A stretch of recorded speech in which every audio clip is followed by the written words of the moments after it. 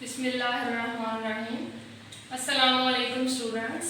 आज मैं आपको क्लास 9th का बायोलॉजी का चैप्टर नंबर 2 करवा रही हूँ। इसमें हमारे पास टॉपिक है एग्जाम्पल ऑफ बायोलॉजिकल मेथड। जैसा कि हमने प्रीवियस जो लेक्चर था उसमें हमने बायोलॉजिकल मेथड के स्टेप्स पढ़े थे। 6 स्टेप हमने पढ़े थे, 1 बाय 1 उनको हमने डिस्कस किया था। आज उन्हीं स्टेप्स को हम एग्जाम्पल्स के साथ पढ़ेंगे। सबसे फर्स्ट हमारे पास स्टेप होता था कोई ना कोई हमारे पास बायोलॉजिकल प्रॉब्लम होनी चाहिए। तो अब बायोलॉजिकल प्रॉब्लम है तो ये ऐसी प्रॉब्लम है जो कि लिविंग ऑर्गेनिजम्स के साथ एसोसिएटेड है। तो ये बायोलॉजिकल प्रॉब्लम जो आज के एग्जांपल में हम डिस्कस कर रहे हैं वो है हमारे पास what is cause of malaria. Malaria जैसा कि आपको पता है एक बीमारी है, ठीक है, जो कि मच्छर के काटने से होती है। अब ये मलेरिया जो है इसका क्या सबब है, इसके ऊपर कैसे रिसर्च की गई थी, बाकायदा बायोलॉजिकल मेथड के स्टेप्स को फॉलो करते हुए इसके ऊपर रिसर्च की गई थी। और आज हम उन स्टेप्स को बारी बारी देखेंगे। जैसा कि मैंने आपको प्रॉब्लम बताई है what is cause of malaria, तो इस प्रॉब्लम ये एक स्टेटमेंट हमारे पास थी। इस बायोलॉजिकल प्रॉब्लम के ऊपर हमने ऑब्जर्वेशंस ली।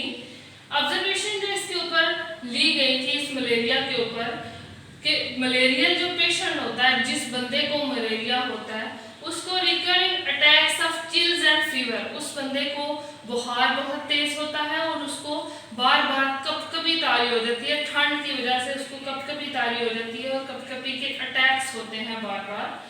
ये हमारे पास जो मलेरिया डिजीज है ये मार्शी एरियाज में ज़्यादा है। ऐसे इलाके जहाँ पे दलदल वगैरह मौजूद होती है, कीचड़ मौजूद होता है, गंदा पानी मौजूद है, उन एरियाज में ये बीमारी ज़्यादा पाई जाती है। अब इस बीमारी की वजह से बहुत ज़्यादा पाकिस्तान में बहुत ज़्यादा लोग जो है वो मरना शुरू हो गए थे। फिर इसके ऊपर रिसर्च की गई थी। जो ऑब्जर्वेशंस जैसा कि मैंने आपको बताया कि मलेरियल पेशेंट को बुखार होता है, कपकपी तारी होना शुरू हो जाती है और मार्शी एरियाज में ये बीमारी ज़्यादा होती है। तो लोगों ने इससे इस बात का अंदाज़ा लगाना शुरू कर दिया कि ये हमारे पास ये जो मार्शी एरियाज का पानी है, जो कीचड़ और गंदा दलदल का जो पानी होता है, खड़ा पानी होता है जैसे तालाब वगैरह का, इसकी वजह से शायद मलेरिया होना शुरू हो गया। तो इसके लिए क्या किया गया, कुछ जो वॉलंटियर्स थे उन्होंने क्या किया कि हम इस स्टैग्नेंट वाटर को पीते हैं, ठीक है, उसको ड्रिंक करेंगे। स्टैग्नेंट वाटर वो पानी जो कि एक जगह पे खड़ा रहता है उसको बोला जाता है। तो जब उन्होंने वो पानी पिया तो उनके पानी पीने से उन लोगों को मलेरिया नहीं हुआ। इसका मतलब इसका बात का अंदाज़ा लगाया गया कि अगर हम ये जो हमारे पास स्टैग्नेंट वाटर है अगर हम इसको पीते हैं तो इससे मलेरिया नहीं हो रहा। फिर इससे एक और नई ऑब्जर्वेशन निकाली गई कि stagnant water poison the air, जो खड़ा पानी होता है, जो एक जगह पे जामिद पानी है, वो हमारी हवा को पॉइजन कर देता है, जहर आलूद कर देता है। हमारी हवा में कोई ऐसी चीज़ शामिल हो जाती है जिसकी वजह से हमें मलेरिया होना शुरू हो गया, हमें ये बीमारी होना शुरू हो गई है। तो ये हमारे पास ये जो पॉइजन एयर है, ये जो गंदी हवा है, जब हम इसमें सांस लेते हैं तो सांस के ज़रिए हमारी बॉडी के अंदर कोई चीज़ जा रही है जो कि इस बीमारी का सबब बन रही है। फिर इससे यहाँ से ये इस बीमारी को एक मलेरिया का नाम दिया गया था जो कि इटालियन वर्ड इटलीज बॉर्न की लैंग्वेज से डिराइव किया गया है। दो वर्ड का कॉम्बिनेशन है मैला एंड एरिया, ठीक है। मैला का मतलब होता है बैड, एरिया एयर, बुरी हवा, वो हवा जिससे मलेरिया फैलना शुरू हो गया है। ये था हमारे पास के अगली ऑब्जर्वेशंस थी, ठीक है, कि क्या क्या ऑब्जर्वेशंस दी गई थी। इसके ऊपर अब अगली ऑब्जर्वेशन में एक साइंसदान आया था जिसका नाम था लेवरा, ठीक है। इसने इसके ऊपर काम किया था।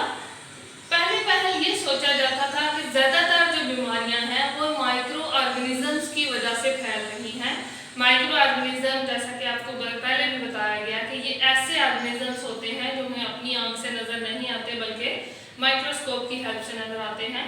तो बहुत सी बीमारियां माइक्रो ऑर्गेनिज्म से फैल रही हैं। तो इस बात का अंदाज़ा लगाया गया कि शायद मलेरिया भी ऐसी बीमारी है जो कि किसी न किसी माइक्रो ऑर्गेनिज्म की वजह से फैल रही है। इसके लिए 1878 में एक फ्रेंच आर्मी फिजिशियन था जिसका नाम था लेब्रान। उसने इसके ऊपर एक्सपेरिमेंट परफॉर्म किया था। एक्सपेरिमेंट में उसने क्या किया था कि एक मलेरिया पेशेंट लिया, मलेरिया का मरीज लिया, उसका ब्लड निकाला, ठीक है, और उसके खून को जब उसने माइक्रोस्कोप के नीचे ऑब्जर्व गया तो उसके ब्लड में उसको बेशुमार माइक्रो ऑर्गेनिजम्स नजर आए थे। अब ये माइक्रो ऑर्गेनिज्म तो उसको इस बात का तो अंदाजा लगाया गया कि ये माइक्रो ऑर्गेनिज्म जो हैं मलेरिया को फैला रहे हैं, लेकिन तब तक इन माइक्रो ऑर्गेनिजम्स को कोई नाम नहीं दिया गया था। लैब्रान के काम के बाद 5 साल बाद इन माइक्रो ऑर्गेनिजम्स को नाम दिया गया था और इसका नाम था प्लाज्मोडियम। प्लाज्मोडियम बेसिकली वो माइक्रो ऑर्गेनिज्म था जो कि मलेरियल पेशेंट के ब्लड में मौजूद था। अब इसके ऊपर मजीद 19वीं सेंचुरी में 19वीं सदी में ऑब्जर्वेशंस ली गई थी। वो ऑब्जर्वेशन कुछ यूँ थी, मलेरिया और मार्शी एरियाज का आपस में कोई रिलेशन मौजूद है, ठीक है। Malaria and marshy areas has some relation, क्योंकि उन्होंने सबसे पहले ये ऑब्जर्वेशन ली थी कि मार्शी एरियाज में मलेरिया ज़्यादा फैल रहा है, ठीक है। दूसरी ऑब्जर्वेशन ली गई थी कि अगर हम मार्शी एरियाज के वाटर को, वहाँ के पानी को पीते हैं तो उसके पीने से हमें मलेरिया नहीं होगा। Drinking of marshy water does not cause malaria. Third observation ये ली गई थी कि मलेरिया का जो पेशेंट है, मलेरियल मरीज जो है, उसके अगर ब्लड को हम ऑब्जर्व करते हैं तो उसके ब्लड में प्लाज्मोडियम जो कि एक माइक्रो ऑर्गेनिज्म है वो ज़रूर मौजूद होगा। फोर्थ ऑब्जर्वेशन ली गई थी कि एक ड्रग है जिसका नाम है क्यूनीन, ठीक है। उसको एज ए मेडिसिन, दवाई के तौर पर इस्तेमाल किया जाता था और उससे मलेरिया वाले बंदे को काफ़ी आराम आ जाता था कि क्यूनीन ये एक ऐसी ड्रग है जो कि मलेरियल मरीज के लिए एक मुफीद चीज़ साबित होती है। ये था हमने ये कि प्रॉब्लम के ऊपर क्या क्या ऑब्जर्वेशंस ली गई थी। अब जैसा कि हमने ऑब्जर्वेशन में देखा है कि क्यूनीन एक ड्रग है, एक ऐसी मेडिसिन के तौर पर इस्तेमाल की जा रही है जो कि मलेरिया को पेशेंट के लिए मुफीद साबित हुई है, मलेरिया को ट्रीट करने के लिए, इसका इलाज करने के लिए एक अच्छी चीज़ साबित हुई है। तो इसको कैसे डिस्कवर किया गया था इस क्यूनीन को? सबसे पहले एक ग्राफ था जिसका नाम था क्वीना, उसको बुखार के इलाज के लिए, फीवर को क्योर करने के लिए, उसके लिए इस्तेमाल किया जाता था। अब क्यूना के जैसा ही एक और दरख्त था जिसका नाम था सिनकोना, ठीक है। दोनों तकरीबन एक जैसे दरख्त थे। सिनकोना दरख्त जो है इसको उन्होंने क्यूना की जगह इस्तेमाल करना शुरू कर दिया था फीवर, बुखार के इलाज के लिए। लेकिन अब जाहिर सी बात है जो मलेरिया वाला पेशेंट है उसको भी बुखार होता है, ठीक है। तो क्यूना की जगह पे जब उन्होंने सिनकोना को इस्तेमाल किया तो वो जो मलेरिया वाला बंदा था उसको उससे आराम आना शुरू हो गया। तो इसका मतलब उन्होंने सोचा कि ये जो सिनकोना दरख्त है इससे कोई ना कोई इसमें ऐसी चीज़ है जो कि मलेरिया के इलाज के लिए अच्छी साबित हो रही है।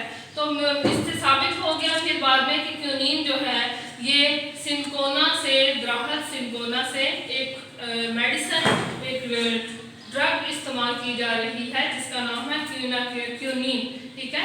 इस क्यूनीन को मलेरिया के पेशेंट के इलाज के लिए इस्तेमाल किया जाने लगा। अब ये क्यूनीन जो थी इसको एक बहुत अच्छे इलाज के तौर पर इसको 17वीं सेंचुरी से लेकर 20वीं सेंचुरी तक लोग मलेरिया के मरीज के लिए इस्तेमाल करते रहे और इससे लोगों को काफ़ी ज़्यादा फ़ायदा भी हुआ था। अब नेक्स्ट हमारे पास है कि ये ऑब्जर्वेशंस के बाद अगला स्टेप होता है हाइपोथेसिस। हाइपोथेसिस जो है वो हाइपोथेसिस हम कैसे बनाते हैं? हाइपोथेसिस चूंकि ऑब्जर्वेशन की बुनियाद पे, ऑब्जर्वेशन की बेस पे बनाया जाता है। तो ऑब्जर्वेशन हमने ली थी कि प्लाज्मोडियम जो है वो मलेरिया का सबब है, प्लाज्मोडियम की वजह से मलेरिया फैल रहा है, मलेरियल पेशेंट के ब्लड में प्लाज्मोडियम मौजूद था। तो उससे हाइपोथेसिस से एक एक्सप्लेनेशन के तौर पर एक स्टेटमेंट बनाई गई, Plasmodium is the cause of malaria, ये एक हाइपोथेसिस बनाया गया था।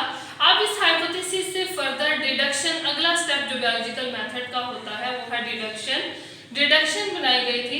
डिडक्शन में जैसा कि आपको मैं पहले भी बता चुकी हूँ, 2 वर्ड यूज किए जाते हैं, इफ एंड देन, ठीक है। और किसी चीज के साथ कंपैरिजन के तौर पर डिडक्शन बनाई जाती है। तो इसकी डिडक्शन क्या इस बायोलॉजिकल मेथड की प्रॉब्लम की बनाई गई थी? If plasmodium is cause of malaria then all malarial patient should have plasmodium in blood, ठीक है। कि अगर प्लाज्मोडियम ही मलेरिया को फैला रहा है तो जितने भी मलेरिया के मरीज हैं इसका मतलब उनके ब्लड में प्लाज्मोडियम मौजूद होना चाहिए, ठीक है। तो इस चीज को, इस डिडक्शन हाइपोथेसिस को टेस्ट करने के लिए इसके ऊपर एक्सपेरिमेंट्स परफॉर्म किए गए थे। एक्सपेरिमेंट में क्या किया गया कि 2 ग्रुप्स बनाए गए थे लोगों के, 100 मलेरियल पेशेंट थे और 100 हेल्दी पर्सन थे। ठीक है, वो बंदे जो कि जिनको मलेरिया था वो भी 100 की तादाद में लिए, जबकि वो बंदे जो कि बिल्कुल नॉर्मल थे, सेहतमंद थे, वो भी 100 की तादाद में लिए। अब इन दोनों का जो है वो ब्लड टेस्ट किया गया। जब ब्लड टेस्ट किया गया तो जब रिजल्ट हमारे पास जो आया था, तो जितने मलेरियल पेशेंट थे उन सब के ब्लड में क्या मौजूद था, प्लाज्मोडियम, जबकि जो हेल्दी पर्सन थे उनमें से, हालांकि हमारा रिजल्ट ये आना चाहिए कि हेल्दी पर्सन में प्लाज्मोडियम मौजूद नहीं होना चाहिए, लेकिन एक शॉकिंग न्यूज़ के तौर पर यहाँ पे एक उनका रिजल्ट आया था कि कुछ जो हेल्दी पर्सन थे, सेहतमंद बंदे थे, उनके ब्लड में भी मलेरियल पेशेंट जैसा प्लाज्मोडियम मौजूद था। ठीक है, तो फिर उन्होंने इससे एक नई जो है ना वो ऑब्जर्वेशन ले ली कि हेल्दी पर्सन के ब्लड में प्लाज्मोडियम क्यों मौजूद है। तो इससे एक चीज़ का अंदाज़ा लगाया गया कि प्लाज्मोडियम जो हेल्दी पर्सन में मौजूद है वो इंक्यूबेशन स्टेज में है। इंक्यूबेशन स्टेज कौन सी होती है, ये एक ऐसी स्टेज होती है जिसमें माइक्रो ऑर्गेनिज्म इंसानों की बॉडी के अंदर, ह्यूमन बॉडी के अंदर एंटर तो हो जाते हैं, लेकिन अभी उन्होंने अपनी सिम्टम्स, अपनी अलामात शो नहीं की होती, अपने आप को वो तैयार कर रहे होते हैं ताकि वो उस बंदे को बीमार कर सके, उस बंदे के ऊपर अटैक कर सके। ठीक है, तो ये थी इंक्यूबेशन स्टेज उन हेल्दी पर्सन में। ठीक है, इंक्यूबेशन को जब हम डिफाइन करते हैं तो incubation is a period between entry of pathogen, pathogen basically micro organisms को बोला जा रहा है, प्लाज्मोडियम को, and appearance of symptoms of disease. ठीक है, सिम्टम्स बोला जाता है अलामात को, कि ये वो पीरियड है जिसमें पैथोजन तो बॉडी के अंदर एंटर हो चुका है लेकिन उसने अपनी अलामात बीमारी की अभी शो नहीं की। ठीक है, तो इस एक्सपेरिमेंट से फिर ये रिजल्ट जो कि लास्ट पॉइंट होता है बायोलॉजिकल मेथड का, तो ये हमारे पास result what is cause of malaria, ये स्टेटमेंट थी जिसका हमने ये रिजल्ट निकाला, plasmodium is the cause of malaria, कि प्लाज्मोडियम मलेरिया को फैला रहा है। ये हमारा आज का लेक्चर था जिसमें हमने बायोलॉजिकल मेथड को स्टेप बाय स्टेप एक एग्जाम्पल के साथ जो है वो पढ़ा है। अल्लाह हाफिज़।